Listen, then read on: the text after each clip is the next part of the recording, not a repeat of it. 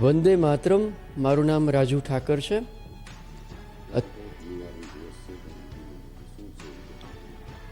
આજે 30મી જાન્યુઆરી 2026 એટલે કે રાષ્ટ્રપિતા મહાત્મા ગાંધીજીનું નિર્માણ દિવસ.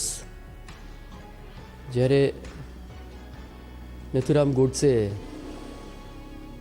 એક એવી ક્ષણે બંદૂકની ગોળી દ્વારા ગાંધીજી પર હુમલો કર્યો અને ગાંધીજીનો દેહ જ્યારે આ સંસારમાંથી ત્યાગ થયો ત્યારે એ દિવસની ઘડી એ એક અવિસ્મરણીય ઘડી ગણાય. કારણ કે ગાંધીજી એ સદેહ આપણી સામે નથી, પરંતુ એમના વિચારો દ્વારા આજે ગાંધી નિર્વાણ દિન ખાસ કરીને આપણે એટલા માટે એના ઉપર ધ્યાન આપીએ છીએ કે ગાંધીજીના આદર્શો, એમના મૂલ્યોને આપણું જતન કરવાની એક આપણને શક્તિ મળે છે.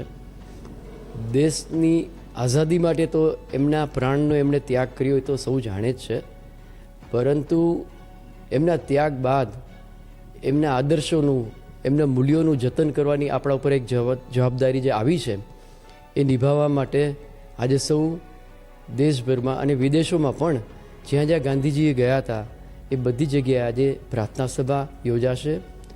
દિલ્હીમાં એમના જે સ્થળ છે ત્યાં આગળ પણ આજે પ્રાર્થના સભા હશે અને તમામ મહાનુભાવો ત્યાં એમને શ્રદ્ધાંજલિ આપશે.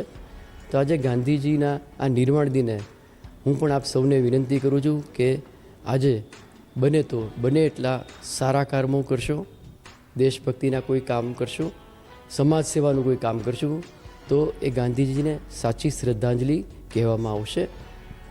નમસ્તે.